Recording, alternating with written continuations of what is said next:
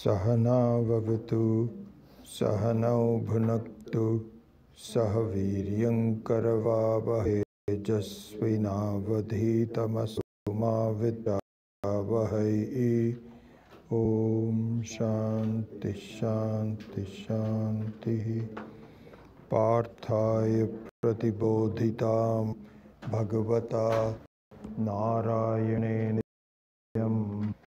व्यासेन ग्रथितां पुराणमुनिना मध्ये महाभारतम् अद्वैतामृतवर्षिणीं भगवतीम् अष्टादशाध्यायिनीम् अम्ब त्वामनुसन्दधामि भगवद्गीते भवद्वेषिणीम् यं ब्रह्मा वरुणेन्द्ररुद्रमरुतः स्तुन्वन्ति दिव्यैस्तवैः वेदैः साङ्गपदक्रमोपनिषदैः गायन्ति यं सामगा ध्यानावस्थिततत्गतेन मनसा पश्यन्ति यं योगिनः यस्यान्तं न विदुःसुरासुरगणाः। देवाय तस्मै नमः। देवाय तस्मै नमः। Sorry, my voice is a little, I have had a cold for the last few days, but I think I'm going to be okay. So in revising the fourth chapter,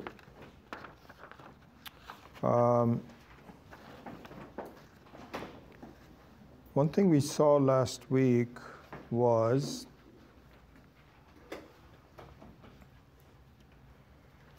the process, if we can call it a process, of going from where one is today at every stage to one of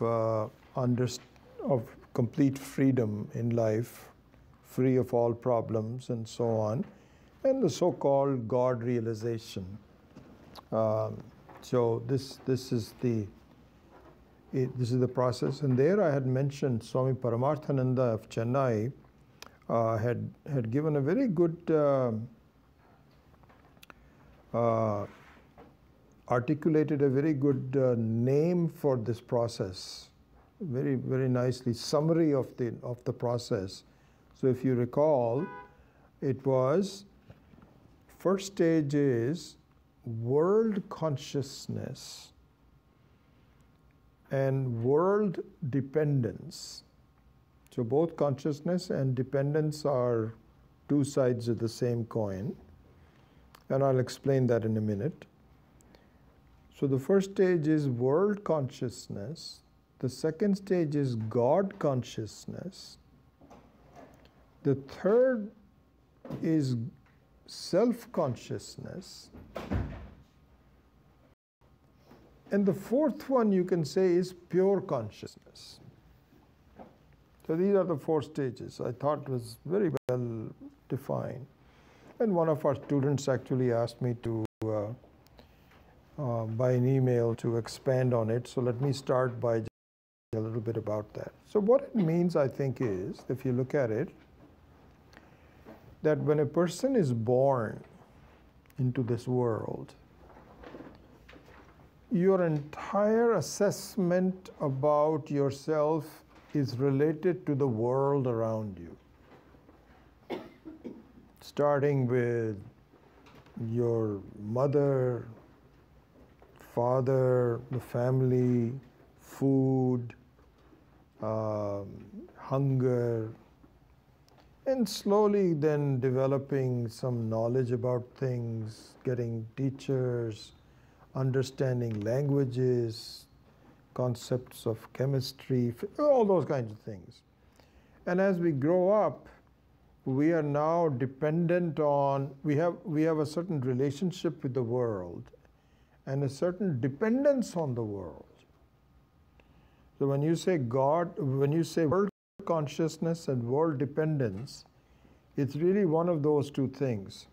Whatever happens to you because of the world, you are conscious of, and you depend on it. Your assessment of who you are is based on your dependence on the world. So this is the first stage. And many of us really never cross into the second stage. And this is where it is said that because this process of these four stages takes a long, it's a very long process. It can take several lives. Not only can, will take several lives. And so if you look at it, for most people, even the second stage is not possible. Particularly if there is anxiousness to succeed, anxiousness to manipulate, and also anxiousness to just cut corners and somehow get going. So there, the very concept of the second stage, which is God, is not something that that appeals to me. Because I have a problem, and I think a lot of the people that have huge amount of problems in their life, health problems, money problems, and political problems, terrorism, and so on and so forth. You know, I just survive on a day-to-day basis. That's all I can do. So many of us, we just stay in that level. However, slowly it is very possible that you begin to think in terms of your longevity. This is really what our Shastra says is the main cause where you start to believe in God, because you feel that you are not ready to say that this is my only life. I cannot accept that. The fact that I will be completely gone is not acceptable. But I'm not sure. So at the very least, I should just give myself some doubt and believe in some higher power, so my next life will be a little bit better. So the God consciousness and therefore the God dependence slowly dawns on me if I become somewhat cognizant of a higher presence. And this is actually abetted and confirmed by our spiritual side, our religious, especially the religious, not only the spiritual, but the religious side. Yes, you should, there is God, you should believe in it and do something about it, do some prayers. So all those kinds of things have nothing to do with the current life. It could, you could actually do some prayers, and we do, to say that just make my health better, or make my daughter successful, or successful marriage or something. But many times my prayers have to do with God for the next life. So now we go into the second stage, which is God consciousness.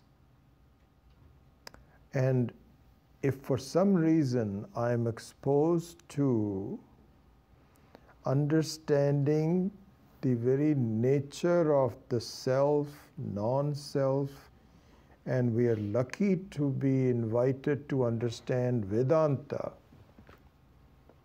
there also it is said that the presence of Ishvara, presence of God in your life, is an important next step. And in fact, the way it is done is that may you see that nothing in the whole creation is an accident. Your life is not an accident. You are progressing just according to your own previous thoughts, and there is karma and karma phala, there is samskaras. In fact, the whole thing is regulated in a very orderly way. This is the beginning of the God consciousness and the God dependence. You begin to see that there is something going on behind my life, and there is in fact a pattern, and I am not just a incidental thing which has nothing to do with it. It's not that I'm completely independent. I am in fact part of a process which is growing. So this is what is called Saguna Ishvara Upasana, where you feel that you have a prayer to Ishvara for various properties. And so part of that is to understand that both the macrocosmic aspect as well as the microcosmic, both are an important part of the growth. Swami Dayanand used to say that. I still remember his words. He said, what really fascinates me, he was saying about himself, is not only the creation of God in the macrocosmic aspect. Macrocosmic means that it is just amazing how the world and the galaxies and sun and light and heat and gravitational forces, huge amounts of things going on are happening. He says that's a wonder, really, how everything is in balance, how the seasons come and the earth rotates, all of that. He says even more than that is the appreciation of the microcosmic aspect of Ishvara. And the microcosmic aspect of Ishvara means how the small things how things are made up of small things. Like, for instance, the makeup of the atom, the electrons, the protons, how they rotate, how the magnetic forces are working, how it is given a shape. So, for instance, it is just a wonder where things like for example, a table,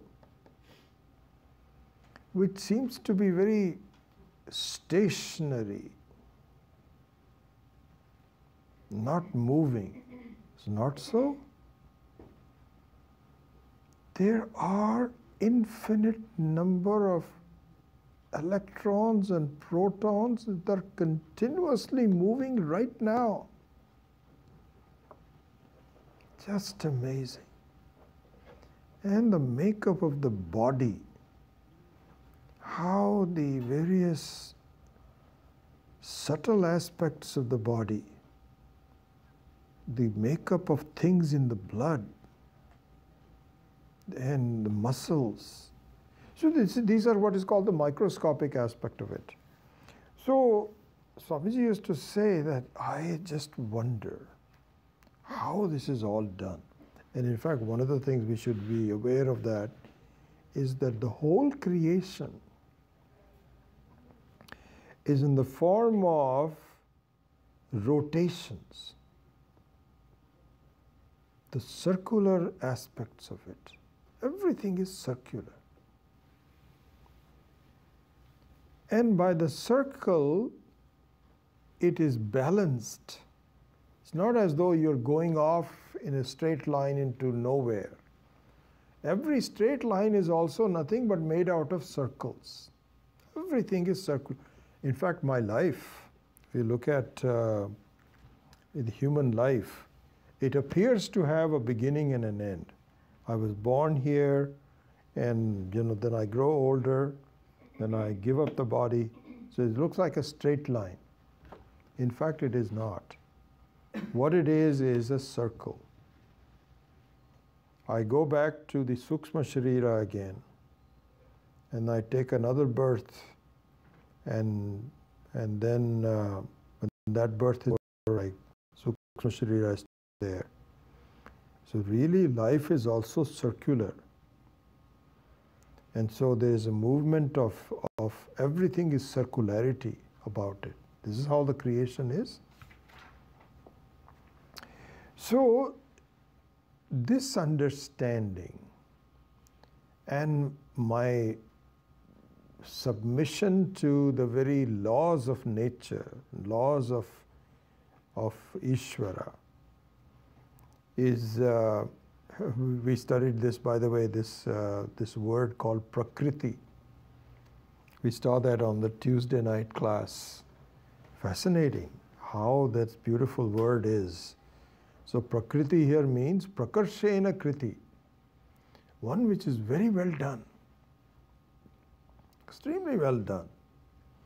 So which is, this is the thing, Swami Dayanand used to say that. He says, it's so interesting, you ask somebody, is this done by somebody? And then you say, of course. It cannot happen by itself. And in fact, if you look at the number of engineers who made this, it must be in thousands. So much science is involved, so many materials, so much knowledge to put some kind of an iPhone together. It's just amazing. So much effort, so much knowledge has gone into it. And so this is a kriti. Kriti means it's something that was done by somebody. And then you have prakriti. So prakriti means nature. And you know what? Our initial thinking is, oh, that wasn't done by anybody. Because, if you, supposing you were on a beach and just walking around, and you suddenly saw an iPhone on the beach. And you say, oh wow, what is this? You find that the iPhone was just sitting there, somebody dropped it, and you know that this was made up by some people, Apple or Google or whatever. But when you see this whole creation, you feel like nobody has done this. This is stupidity on our part, really. So nature is Prakriti, means extremely well done by Ishvara. So what I'm saying is, going back to the second stage of the understanding, you find that the presence of Ishvara as the very intelligent creator of this whole, and the intelligent manager, which is Vishnu. So Vishnu is the preserver, the very manager of the aspects of Ishvara, as the very manager.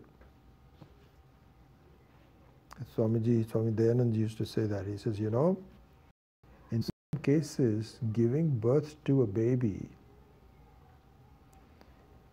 is one thing, but to babysit the baby and to preserve it and to grow it is just as important. Imagine you give birth to a baby, and this is what happens. Sometimes parents who, through some attack to a baby, the woman's pregnant, and they're not ready to take responsibility. It's a big job. Really, to take care of a live baby is just amazing. And people break down. They break down. They sometimes kill the baby, abandon it, or they have a breakdown in their own lives. And so just the creation itself is not just important, but to preserve it, to make sure that there is a way to keep going is a big job.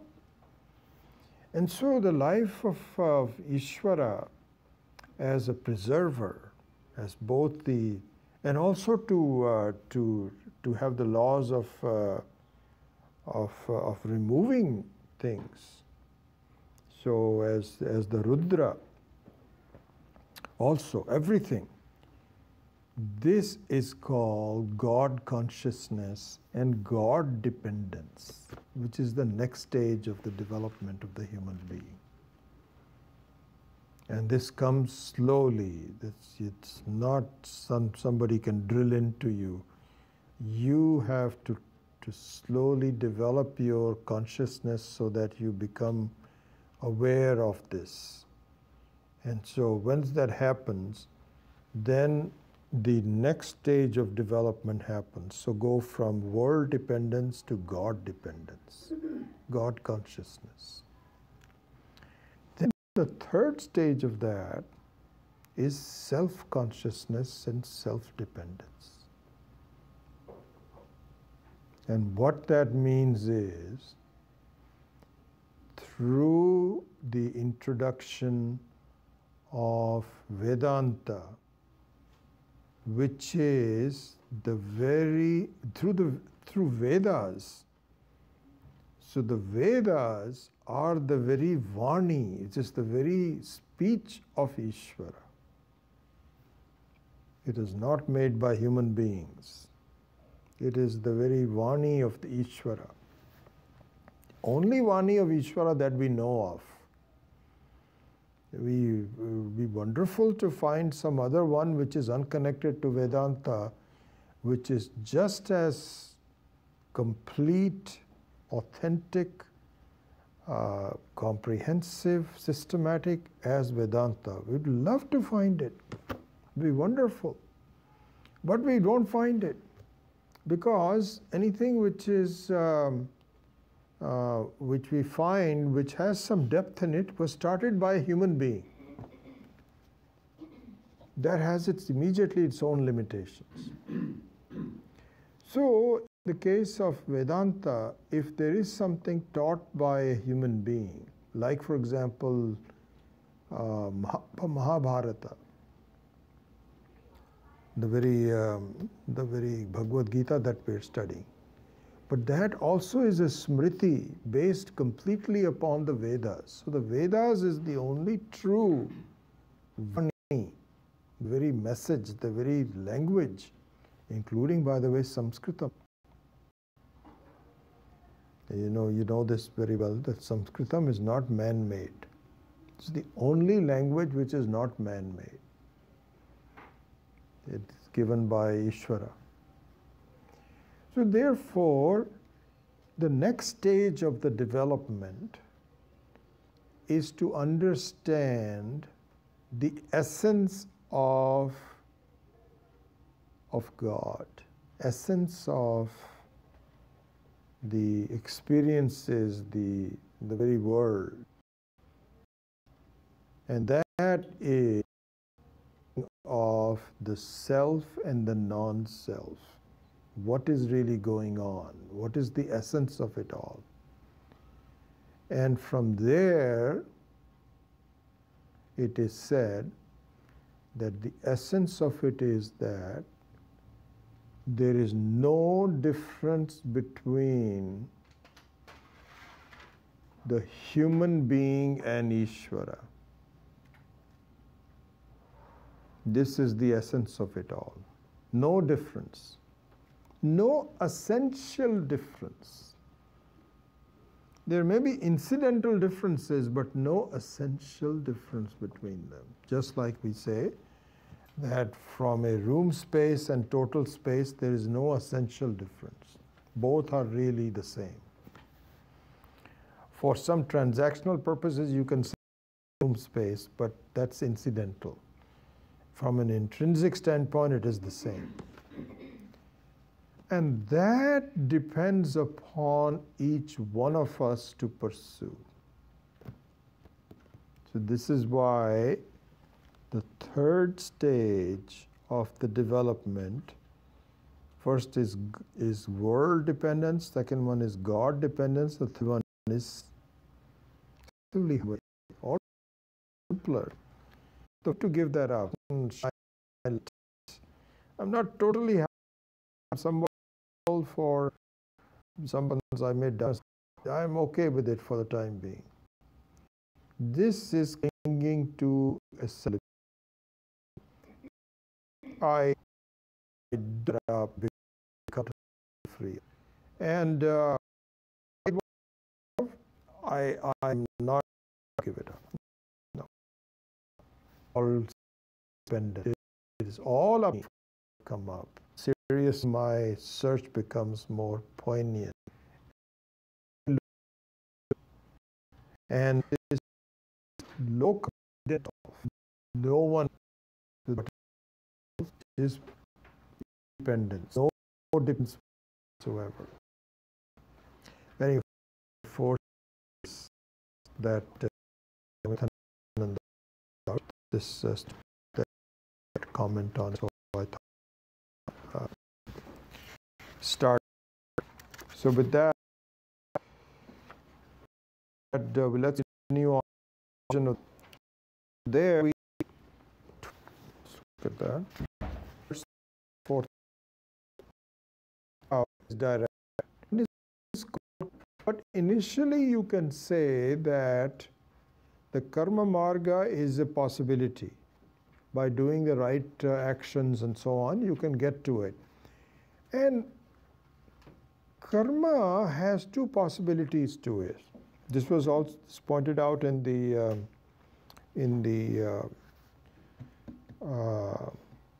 what is the name of the Upanishad, Kathopanishad. So in Kathopanishad it is pointed out, Shreyascha preyascha manushya etaha tau samparitya vivinakti dhiraha shreyo hi dhira abhipreyaso vrinite preyo mando yogamat vrinite. So he says that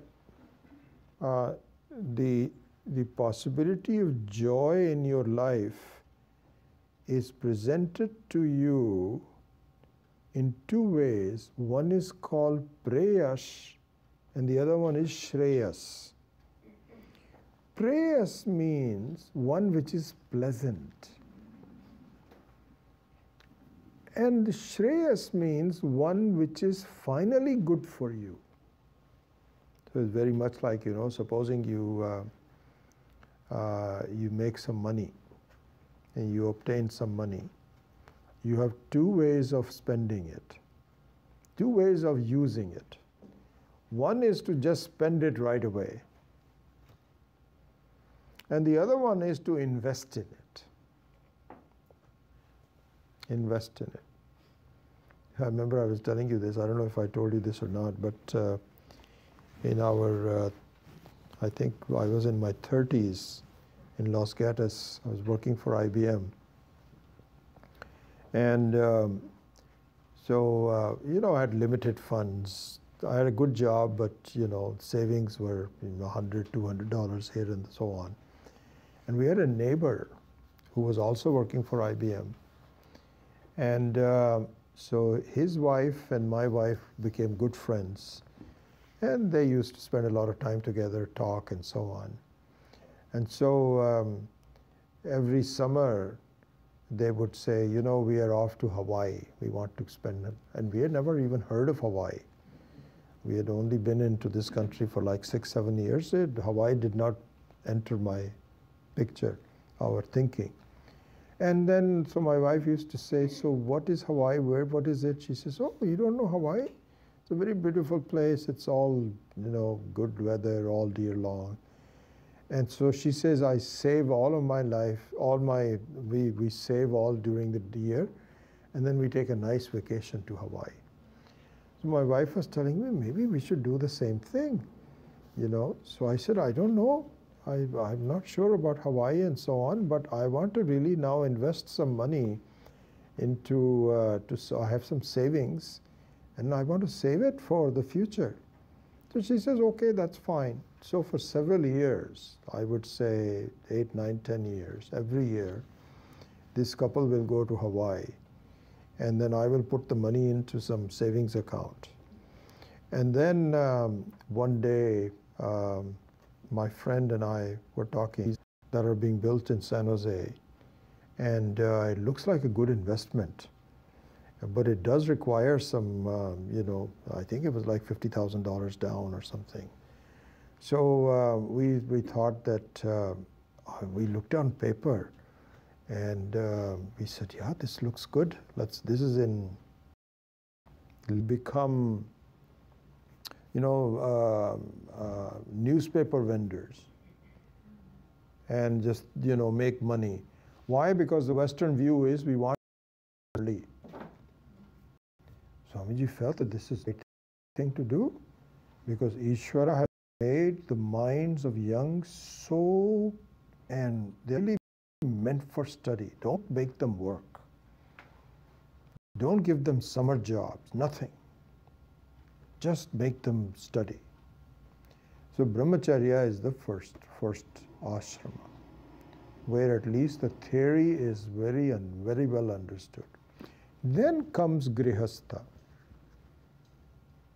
In the Grihastha, the main thing in the second stage of life is karma, action, kriya, accomplishment. And the word Grihastha also means the one which is staying in one place. So this also is very important because you need to provide a place for the whole family to gather together. They should feel very comfortable in being at one place. So Grihastha. But the primary objective of that is karma. And the usefulness of karma is as a karma yoga. So within the second stage, which is Grihastha, one should grow from becoming karma to karma yogi, karmi to karma yogi. What it means is that you should begin to see that karma is a very sacred thing that you should use for your own self-development, not self-aggrandizement. Again, Shreyas and Preyas comes in. That if you want to do it just as a pleasure, you're wasting it. But if you utilize karma as a tool for improving yourself and the world around you, it's a very beautiful thing. So this is Grihastha. But in Grihastha, the main thing is karma. And in fact, it has technical aspects to it also. You can go to temples, you can study Shastra, you can do prayers. That's a technical aspect of karma, which means that you also begin to do prayers for the next life and all of those kinds of things. All done in terms of Grihastha. Then the third stage is Vanaprastha. Vanaprastha means, there are several aspects to it. What it means is becoming more meditative, more analytical, more prayerful, and more unattached. Unattached. In Grihastha, attachment is fine. You should begin to have less attachment, but so to take care of the family, to make sure that kids are grown up well, is appropriate. In the Vanaprastha, hopefully the kids are gone, you're alone, and sometimes only the husband and wife are left. And there also you prepare for the fourth stage by becoming unattached. And so this is a very beautiful thing, and we can discuss more some other time, but I would say this, that the success in Vanaprastha, just for purposes of looking at as a evaluating value, let's say there is a living couple married for a long time, then the way you have to look at your spouse is not as a spouse, but more as a friend. This often happens that we are more friendly to our friends than to our spouses. And in the grihastha stage, it may even be appropriate. You have a lot of expectations from your spouse. Hey, you haven't done this, you haven't done that, you may even fight. This is okay. Not so in the vanaprastha stage. So the measuring stick of success in the vanaprastha is, see how your behavior is with your spouse. If you are just as forgiving, tolerant with your spouse as you are with your friends. Children also. So for example, when your friends, somebody says, I'm sorry, I got your message, but I didn't get a time to call you back. You say, it's okay, we're all very busy. You're very tolerant with the boys, with the friends. But when it comes to your own family, if your own son doesn't reply you back within a couple of days, you say, hey, what happened? I called you. Have you forgotten I'm your father? We don't treat them as friends. Hey, they're just as busy as your friends. And it's not as though you doubt their love for you, it's just that they're busy. So let them go. Vanaprastha means, grihastha means a situation in a living house within a city. Vanaprastha means living in a forest. So it's just these days that's not possible. There aren't any forests left anyway. Everything has become a city. But more symbolically means unattachment. Not complete detachment, but relative attachment. Finally, is the sannyasa. Samyak nyasa means unattachment. Sannyasa means complete unattachment. There should be only two. Ishvara. You should think about, this is the self, the stage. That's the self-dependence and the self-consciousness, as we talked about her. That comes about in the fourth stage, which is sannyasa. Right? Okay, so that was the ashram structure. Now let's varna vistha, the varna structure.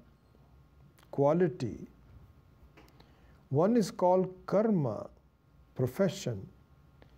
The third one is jati or janma, where you are born.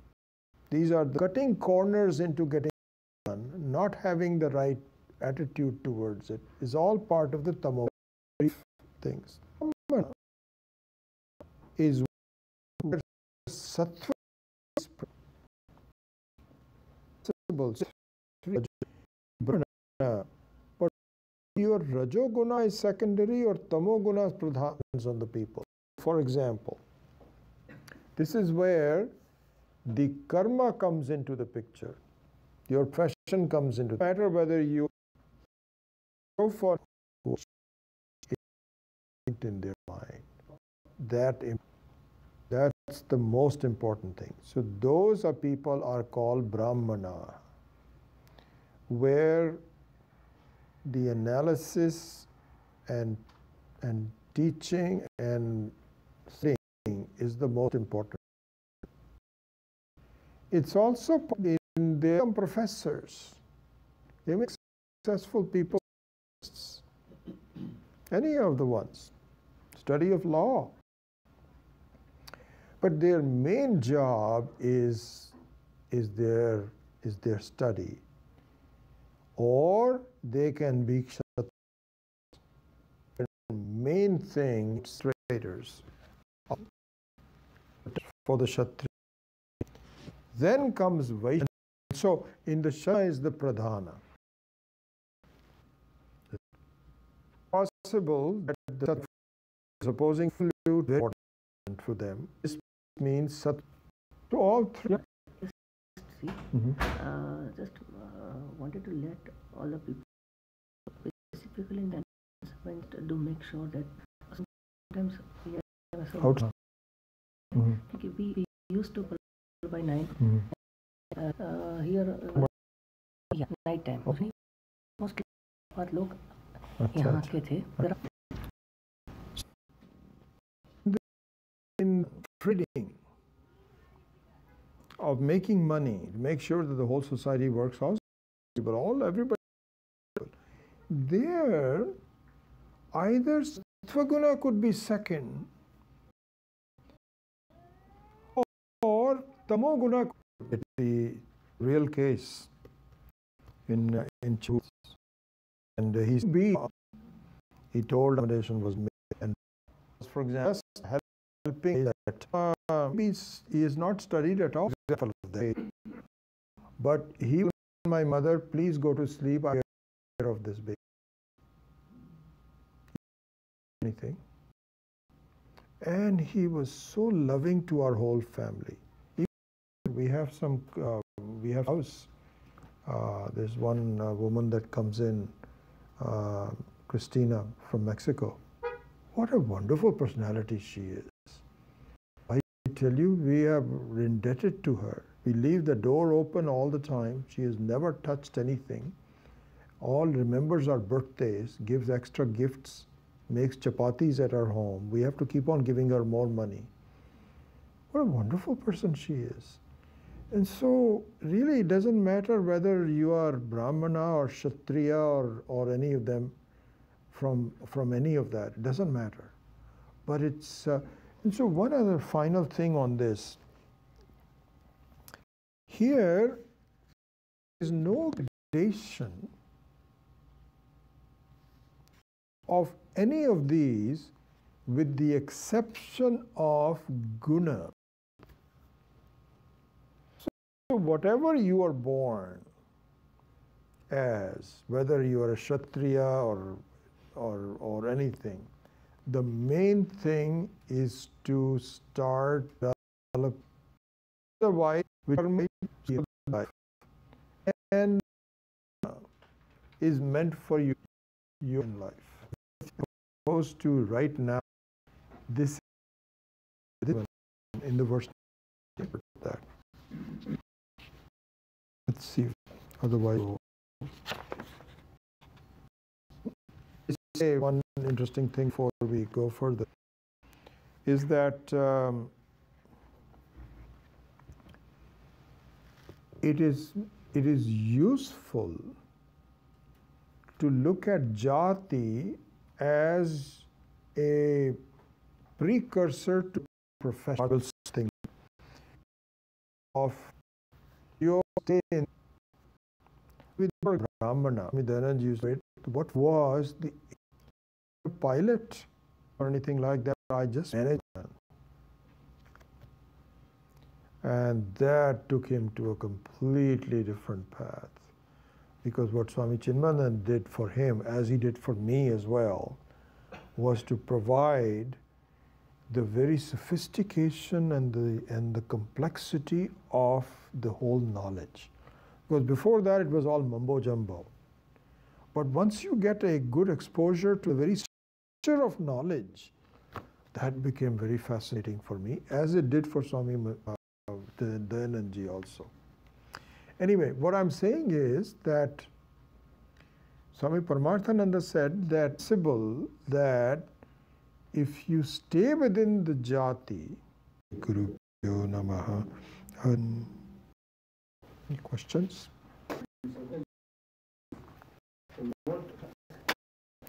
In Kshatriya and the feet of the, but that is done.